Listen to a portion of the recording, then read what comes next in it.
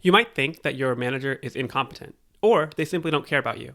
But I found that the majority of these issues can be resolved by learning how to manage up.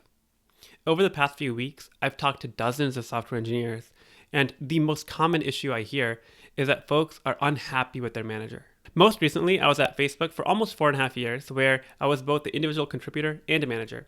And I like to think that I was a reasonably good manager for my team, but I gained a lot of empathy for the job of a manager, and I learned a lot about the relationship between an engineer and their manager. Here are 4 issues that people often bring up when talking about their relationship with their manager, my perspective on the actual underlying issue, and my advice about what you can do as an individual contributor to help the relationship get better. First, what some people interpret as a detachment or disinterest on their manager's part is usually a lack of context. Managers have a lot going on. They might have 10, 15 direct reports. They have to manage upward and downward communication, and they have to be prepared to jump in to fight fires either on the people side or on the project or product side. So what you're interpreting as detachment might simply be the result of your manager not really knowing what's going on. And the solution is to bring them along and make it easy for your manager to follow what you're doing and where you're spending your time. The way you can do this is to write a short weekly update to your manager about how you spent your time and what your priorities are for the upcoming week or month. One tactic here is that instead of asking your manager for open-ended feedback, give them comparative choices. So for example, you might say, hey, for this project, there's option A, B, and C, and here are the pros and cons. What do you think? That way you're forcing your manager to really figure out the context of what you're working on and give you some detailed feedback about what they think and why they think that way.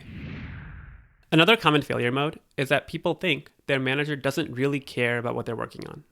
In reality, what's probably happening here is that there's a misalignment between the project that you're working on and the team or company priorities. And this misalignment happens actually quite frequently in big companies where the company really cares about a certain metric, but it's not clear how the thing that you're working on is really going to move that particular metric. As a manager, this is a pretty tough thing to manage because usually there's going to be those 1 or 2 projects which really move the KPI that you care about, but you do need to make sure that everyone on your team has a project where they have sufficient scope and ownership for their own career advancement, even if that may not directly align with your North Star metric. If you're in this position, the best thing you can do is actually just to start working on the top priority of the team, or convince your team why the thing that you're working on should be the top priority for the whole team or the whole org. And this is a general principle. The best engineers are the ones who seek out and work on the most impactful projects. The way you find promotion and career advancement is by actually working on the things that have the most business impact. I often hear frustration about managers who make ad hoc requests of engineers and randomize them, or they ping the engineer and ask questions about projects in a way that doesn't really add value. Oftentimes, the root cause here is your manager's inability to push back on other people in the org who are asking for information or for things to be done.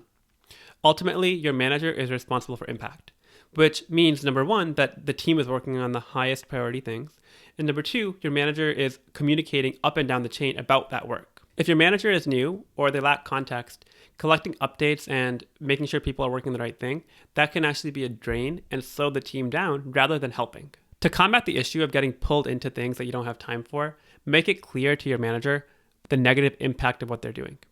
To do that, document where you're spending your time and how that ladders up to the priorities and how you're deliberately choosing not to spend your time. And then talk about the instances in the past where you were randomized and you were pulled into something and how that negatively impacts the top priority for you and your team. Finally, the way some relationships go poorly is because managers assume that they should treat their reports the way they personally want to be treated. But the issue, of course, is that everyone is different.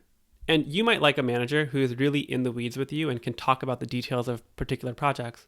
But your manager might have been the type of person who hated micromanagement. And so they're now giving you a lot of autonomy more than you would actually prefer. You probably are meaningfully different from your manager, either in terms of what you want from your career or your day-to-day working styles. And it's worth talking about what those differences are.